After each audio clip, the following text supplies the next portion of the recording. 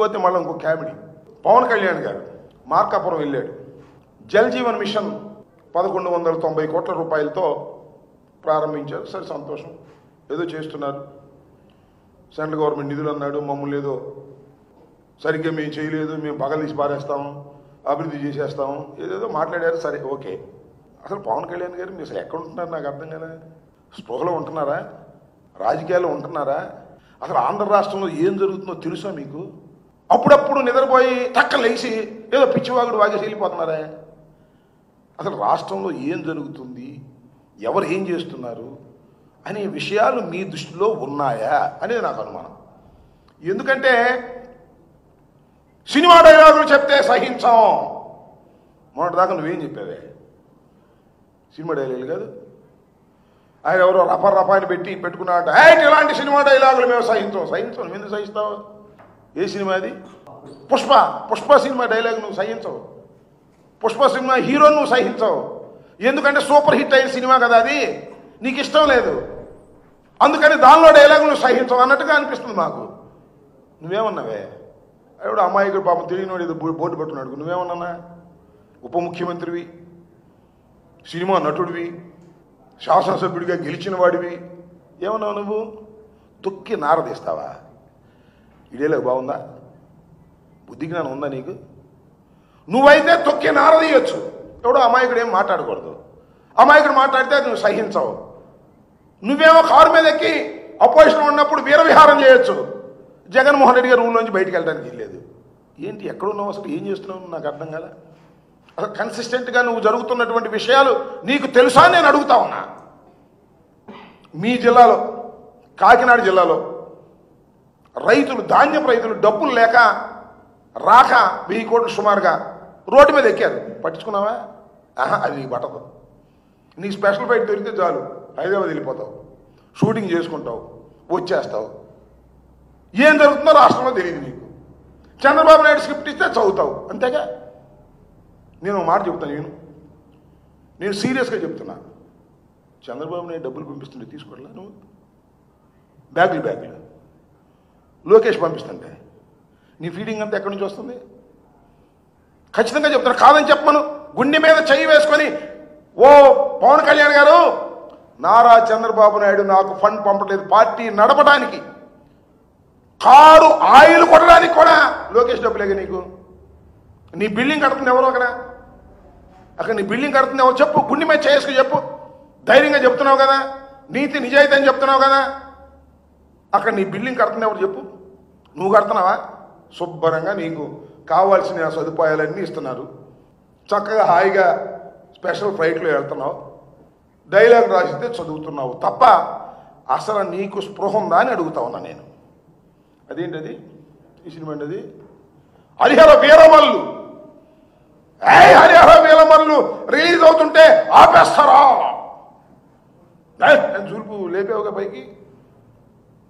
అందరూ థియేటర్లు అందరూ కూడా స్ట్రైక్ చేసేస్తున్నారు నా సినిమా ఆపడం కోసం అన్నావుగా. దాని మీద ఎంక్వైరీ అన్నావుగా. ఏమైంది ఎంక్వైరీ చెప్పు. అసలు ఈ సినిమా రిలీజే కావట్లేదే, డేటే మార్చేసావే. దీని మీద కోపం వచ్చి నీకు సినిమా ఫీల్డ్లో వ్యతిరేకంగా ఉన్నటువంటి వారి థియేటర్స్ని చెక్ చేసావా? సామాన్యుడికి అందుబాటులో ఉండాలి ధరలు, టికెట్ ధరలు పెరిగిపోతున్నాయి.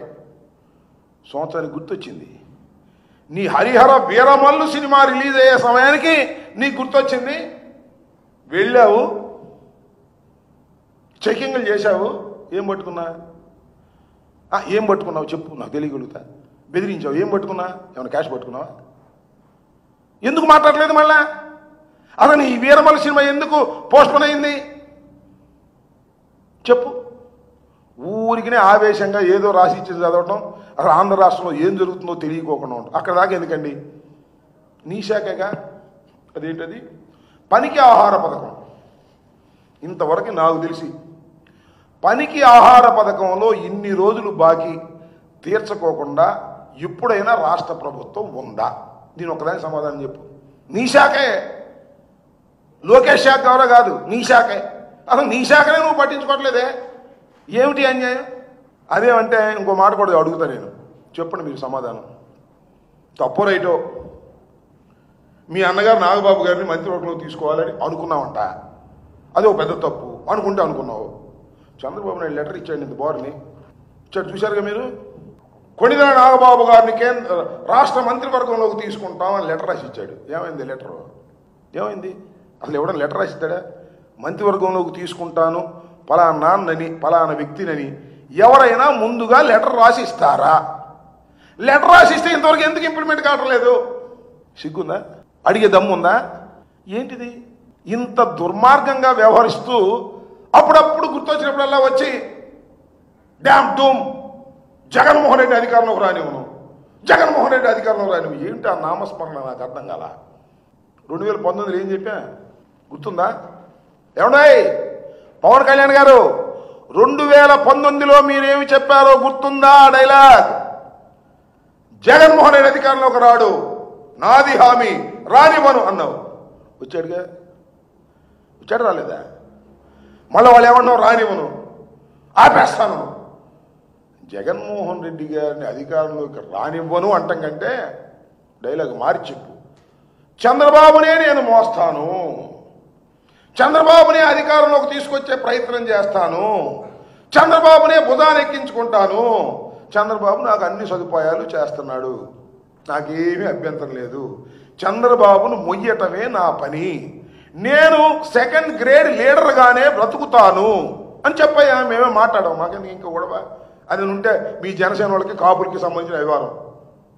మా పవన్ కళ్యాణ్ చంద్రబాబుకి శాఖలు చేస్తాడు, ఇక ఉండే పనే లేదు అని చెప్పు. అప్పుడప్పుడు వెళ్ళి షూటింగ్లు చేసుకో, ఎప్పుడన్నా వచ్చి డైలాగులు చెప్పు. ఇంతేగా. అసలు నీకు ఈ ప్రభుత్వంలో అసలు భాగస్వామ్యం ఉందా అని అడుగుతా ఉన్నా. ఉప ముఖ్యమంత్రికి పేరు, హెలికాప్టర్లో సీటు, స్పెషల్ ఫ్లైటు తప్ప అసలు ఉప ముఖ్యమంత్రిగా ఈ పరిపాలనలో నీ భాగస్వామ్యం ఏది అని అడుగుతా ఉన్నా. లేదు, భాగస్వామ్యం అవసరంలా, నాకు ఆఫీస్ కడితే చాలు, క్యాష్ కొడితే చాలు అనే పద్ధతుల్లో వ్యవహరిస్తున్నటువంటి పవన్ కళ్యాణ్ గారు మమ్మల్ని అధికారంలో రానియడంట, ఆపేస్తాడంట, గేటు గారు కాపలా కాస్తాడంట. చంద్రబాబు నాయుడికి గేటు దగ్గర కాపలా ఎవరొద్దన్నారు? 15 సంవత్సరాలు కాదు, బతికున్నంత కాలం చంద్రబాబు దగ్గరే కాపలాగాయి, మాకేం అభ్యంతరం లేదు. మమ్మల్ని ఆపటం నీ వల్ల కాదు, చంద్రబాబు వల్ల కూడా కాదు. ప్రజలు మమ్మల్ని కావాలనుకున్నప్పుడు మేము అధికారంలోకి వస్తాం. జగన్మోహన్ రెడ్డి సింగిల్గా ఫైట్ చేసేటటువంటి తత్వం కలిగిన వాడు తప్ప పవన్ కళ్యాణ్, చంద్రబాబు, భారతీయ జనతా పార్టీ, ఇంకెవరు ఉంటే వాళ్ళు అందరినీ కట్టగలుపుకొని వచ్చేటటువంటి స్వభావం కాదు మాది. ఈ రాష్ట్రంలో సుపరిపాలన అందించాం, దురదృష్టవశాత్తు ఓడిపోయాం. ఇవాళ జగన్మోహన్ రెడ్డి గారు ఎక్కడికి వెళితే అక్కడ జనం ప్రభంజనలాగా వస్తున్నారంటే దాని బాడీ లాంగ్వేజ్ ఏంటి? వాళ్ళు గుట్లుగా వస్తున్నారంటే అయ్యా పొరపాటు అయిపోయిందయ్యా, మిమ్మల్ని కాదని ఆ దుర్మార్గమైన కూటమిని ఎన్నుకున్నాం, నువ్వు మళ్ళా నేను ఎన్నుకుంటావు అనేటువంటి సంకేతాలు పంపుతున్నారు. అందుకే మేము రానియం. 4 సంవత్సరాలు ఉంది స్వామి. ఓ పవన్ కళ్యాణ్ 4 సంవత్సరాలు ఉంది, ఇప్పుడు నుంచి రానియకుండా కాపలేందుకు? 4 సంవత్సరాల తర్వాత కదా. నేను రానియం, నేను ఇక్కడే కూర్చుంటా. ఏంది ఇది నాకు అర్థంగా? నేను రానివ్వను రానివ్వను రానివ్వను రానివ్వను అని నువ్వు నీ కూటమిలో ఉన్నటువంటి చంద్రబాబు, పవన్ కళ్యాణ్ అంటున్నాడంటే జగన్ వస్తాడని భయపడుతున్నారు. ఇది వాస్తవం.